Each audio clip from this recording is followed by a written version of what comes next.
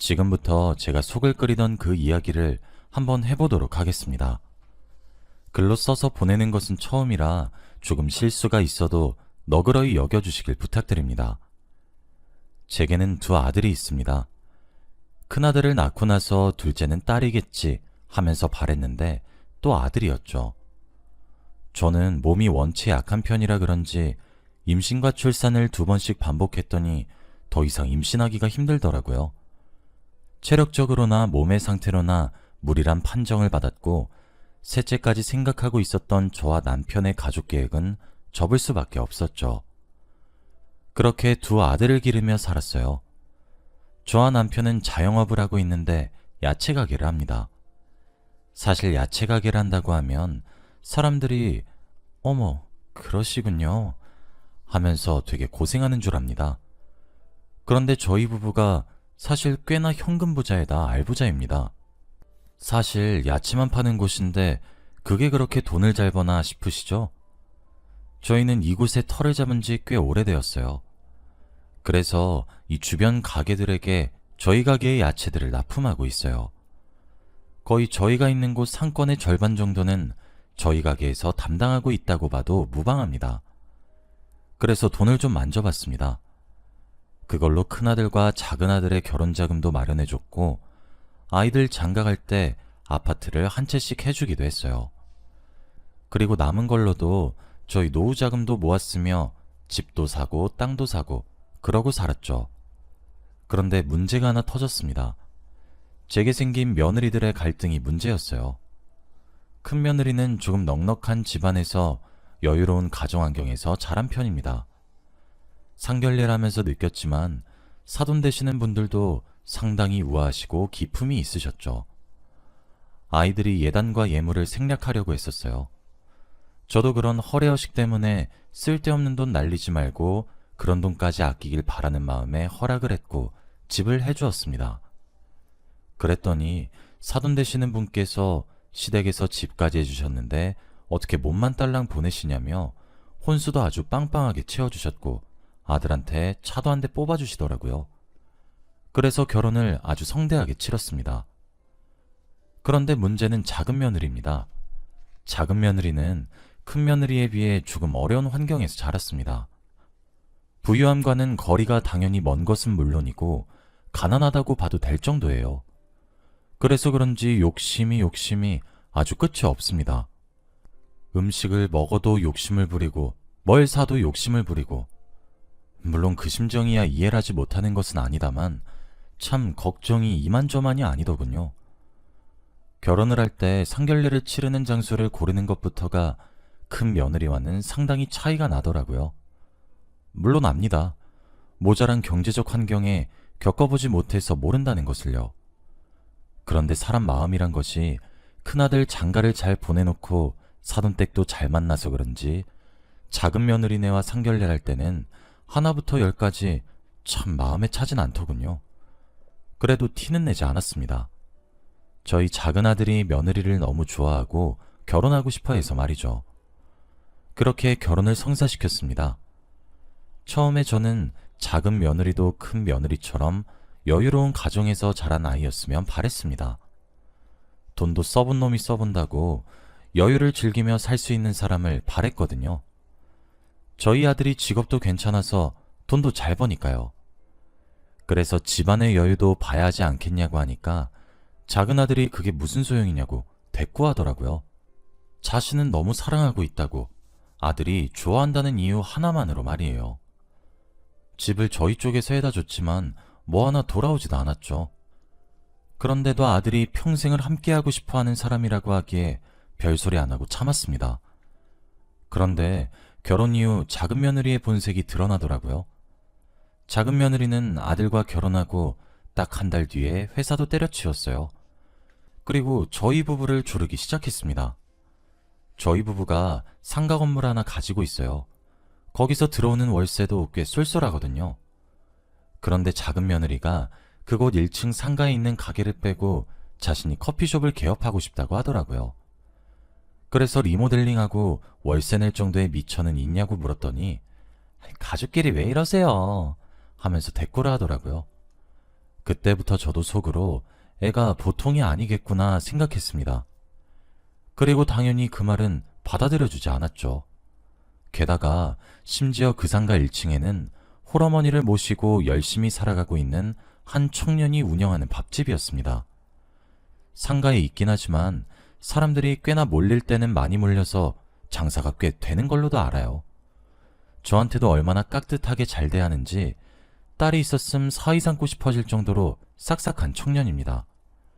그리고 요즘 세상에 홀어머니 모시고 사는 효자들이 어디 있습니까? 그런 마음도 너무 기특하고 예뻐서 월세도 엄청 싸게 받고 있습니다.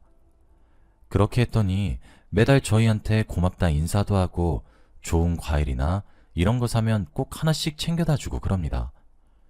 그래서 제가 1층 상가는 이러한 사정이 있어서 쫓아내고 싶지도 않고 쫓아낼 생각도 없으니 신경 끄느라 일갈했어요. 저는 그렇게 그 이야기가 끝이 난 줄 알았습니다. 그런데 한두 달 정도 뒤에 청년한테 문자가 한 통 왔더군요. 아주머님, 1층 상가 진원입니다. 아마 이번이 마지막 보내는 월세가 되겠네요. 보증금은 어떻게 돌려받아야 하는 건진 모르겠지만 마지막 계약이라고 얼굴도 안 보여주시다니 그건 좀 섭섭합니다. 시간 되면 가게로 들려주십시오. 그동안 싼 가격으로 임대 내주셔서 너무 감사드리고 밥 한 끼 대접하겠습니다. 라고요. 당연히 전 의아하고 당혹스러웠어요. 왜 마지막 월세라고 하는 거지 싶어서 말이에요. 남편한테도 얘기했더니 자신도 모르는 이야기라고 하더라고요. 이상하다 이상하다 하면서 남편이랑 그 길로 그 청년네 가게로 찾아갔습니다. 선한 얼굴로 미리 연락하고 오셨어야죠 하길래 간단한 안부만 전하고 자초지종을 물었습니다. 마지막 월세가 무슨 말이냐고 말입니다. 그랬더니 그 청년이 하는 말이 아주 기가 막히다는 겁니다. 아주머님 모르셨어요? 아주머님이 저희와 계약 그만둔다고 하시잖아요. 급전이 필요한데 저희가 월세를 너무 적게 내고 그래서 나가주셨으면 한다고 하셨다고 하던데요? 제가 그래서 그럼 월세를 올리겠다고 해도 당장 목돈이 필요하다고 하셨다고. 그래서 저희 보고 2달 내로 가게 정리해달라고 하셔서 그렇구나 했었거든요. 그동안 저희 사정 봐주셔가지고 월세도 남들 내는 거 절반만 내게 해주시고 그러셨어가지고 저희도 도움이 되어야 한다 싶어서 바로 가게 빼는 중이었어요. 아니 진원아, 대체 누가 그런 허무맹랑한 말을 한 거야? 어머님 며느리라고 하던데요? 그 단발머리에 빨간색 매니큐어 바른 사람이요. 네 맞아요. 바로 제 둘째 며느리였습니다. 저는 진원이에게 절대 아니야. 난 모르는 일이야. 앞으로 그 여자가 또 얼씬거리면 그냥 쫓아내거라. 내 이것을 그냥 가만두나 봐라. 라고 말을 한 뒤 씩씩거리며 가게를 벗어났어요. 남편도 뒤따라오면서 참나 하면서 기가 막혀 하더라고요. 저희가 문자를 받은 날이 마침 주말이어서 작은 아들네로 바로 찾아갔습니다. 제가 띵동거리면서 초인종을 누르고 문을 두들기자 며느리가 문을 열며 어머니 미리 연락하고 오셨어야죠 하는데 기가 막히더라고요. 안에 아들이 있어서 그런지 저희를 들여보내지도 않고 말이에요. 저는 아들을 목 놓아 불렀습니다. 잠시 나와보라고 하면서 말이에요. 며느리는 그제서야 어쩔 수 없단 표정으로 저희를 들여보내더군요. 하긴 자신도 찔리는 일이 있으니 못 드린 거겠죠. 저는 거실로 성큼성큼 들어가 아들네의 맞은편에 자리를 잡고 무섭게 호통을 쳤습니다. 결혼한 지 한 달도 채 되지 않은 애가 어디 시엠이 무서운 줄 모르고 이렇게 한도 끝도 없이 기어올라 기어오르길. 너 우리 상가 1층 가게 왜 가게 빼라고 했어? 그리고 그걸 내가 시켰다고 왜 말했어? 내가 너 쳐다도 보지 말라고 했어 안 했어? 입이 있으면 어디 해명을 해보란 말이야. 작은 아들은 화를 내는 제 모습에 놀래서는 어머니 그게 대체 무슨 말씀이에요? 저희 아내가 뭐래요? 당신도 지금 뭐하고 있어? 어머니 오해하시는 것 같으니까 해명해봐 라고 하면서 제 손을 꼭 잡아주면서 달래기 시작했죠. 그러니까 어머님 제가 거기에 커피숍 차려달라고 했었잖아요. 무시한 건 오히려 어머니죠. 다른 집 며느리들 좀 보세요. 결혼해준 것만으로도 너무 고마워서 뭘 못해줘서 안달이래요. 시어머님들이. 근데 전 이게 뭐냐고요. 그리고 도움만 조금 해달란 건데 그게 그림이우세요? 매번 형님이랑 차별하는 것도 그러시더니 진짜 어머님도 너무하세요. 하면서 울음을 터뜨리는 겁니다. 지금 생각해도 어이가 없어서 진짜. 저는 작은 아들의 성화에 못 이겨 작은 아들과 밖으로 나가게 되었죠. 진정하고 말씀해보라는 작은 아들의 말에 눈물이 왈칵 쏟아질 뻔한 것을 참고 자초지종을 이야기했습니다. 그런데 작은 아들이 제 이야기를 묵묵히 듣다가 한숨을 푹 쉬면서 한다는 얘기에 정말 뒤로 넘어갈 정도로 커다란 충격을 받게 되었어요. 어머니, 사실 저 잘 모르겠어요. 결혼 전엔 정말 이런 여자 아니었거든요. 그런데 뭔지 몰라도 조금 변한 것 같아요. 사치도 점점 심해지는 것 같고 저번 주만 해도 백화점 가서 가방 4개나 샀더라고요. 오늘 제가 따끔하게 말해볼게요. 그래도 남편인 제가 낫잖아요. 응? 저는 진짜 저 말에 좀 충격을 받았습니다. 내 아들이 피땀 흘려 모은 돈을 그렇게 마구 쓰다니 진짜 어이가 없었죠. 그뿐만이 아니었어요. 첫째 며느리와의 갈등은 가히 최고였습니다. 첫째 며느리에게도 찾아가서 깽판을 한번 쳤다고 하더라고요. 그러면서 시부모님 재산 노리지 말라고 그렇게 경고를 했다고 합니다. 당연히 첫째 며느리도 기분이 좋지 않죠. 날벼락처럼 그런 말들이 다가왔을 테니까요. 그것을 계기로 틈만 나면 싸운다고 하더라고요. 어쩐지 저는 며느리들을 제 눈앞에서만 봐서 몰랐었는데 뒤에서는 치고받고만 안 했지 서로 죽일 듯이 물고 싸운다고 하더라고요. 솔직히 큰 며느리가 우리 유산을 노릴 리가 없어요. 자기가 뭐가 모자라서 재산을 탐하겠어요. 큰 며느리는 또 외동으로 자라서 친정 재산이 자신의 것일 텐데 저는 진짜 너무 화가 났습니다. 작은 며느리의 태도에 말이에요. 우리 재산을 마음대로 생각하는 것도 화가 나는데 하다못해 내 큰 며느리한테까지도 그렇게 대하는 것을 들으니까 이거 보통 내기가 아니구나. 정신을 똑바로 차려야겠구나 생각했습니다. 전 집 안으로 들어갔어요. 이혼당하고 싶지 않으면 버르장머리를 고치라고 윽박을 질렀죠. 어디 시부모가 병들지도 않았는데 유산을 운운하냐고, 우리 돈에 손을 대려고 하는 것이냐고 하면서 말이에요. 둘째 며느리가 욕심이 원체 많은 타입이라 걱정을 한 것은 맞지만 솔직히 이 정도일 줄은 몰랐거든요. 저로서는 상상이 잘 되지 않는 일이었습니다. 저는 그곳에다가 대놓고 말을 했습니다. 예, 너 지금 이게 어디서 배워먹은 깽판 버는 짓이니? 애가 왜 이렇게 욕심이 많냔 말이야. 어디 형님한테도 그렇게 대들어? 그렇게 배워먹었어? 그래, 내가 솔직하게 말을 해서 내가 하는 이야기가 다 시부모의 잔소리로 들릴 것을 너무 잘 알아서 아무 말 안 하고 넘어가려고 했었다. 근데 비교할 것이 없어서 큰애랑 비교를 하니? 내가 너희한테 생활비를 바라기랬어? 뭘 바라기랬어? 해주는 것 하나 없이. 뭐? 상가? 네가 내 딸도 아닌데 어디 시엠이 어려운 줄 모르고 나서길 나서? 사달라는 것들 다 사달라는 건 어디서 배워먹은 버르장머리야? 큰애는 결혼할 때 어디 너랑 비교가 되었는 줄 아니? 너랑 차원이 다른 애야. 네가 큰애만큼 나한테 이쁨 받겠다 노력을 한 줄기라도 했니? 뭘 했니? 그저 곁에 붙어서 알랑거릴 줄만 알지. 영악한 기집애 같으니라고. 너 한 번만 더 이딴 짓거리 뒤에서 하다 걸리기만 해봐. 그땐 알아서 해. 그 뒤로도 둘째 며느리네는 정말 바람잘 날이 없었습니다. 자기 형 닮아 똑똑할 줄 알았는데 작은 아들의 눈은 바닥에 달린 건지 뭔지 참. 사실 제가 형제를 좀 다르게 키웠었어요. 왜 그런 말이 있잖아요. 아들은 가난하게 키워야 아껴 살 줄 알고 딸내미들은 풍족하게 키워야 사랑받고 대접받으며 산다. 뭐 이런 말이요. 처음에 큰아들을 정말 늦게 풀어줬어요. 꼭꼭 동염했었거든요. 용돈도 정말 적게 줬고요. 그래서 그런지 그때부터 저축과 경제관념 하나는 기가 막히게 배웠더군요. 그래서 지금도 보면 돈을 모으는 것도 얼마나 야무진지 몰라요. 확실히 어렸을 때부터 조금씩 깨우치기 시작하더라고요. 반면 작은 아들은 조금 힘들게 출산한 편이기도 했고 한 달을 더 못 채우고 나서 늘상 마음속에 커다란 짐이 하나 들어있습니다.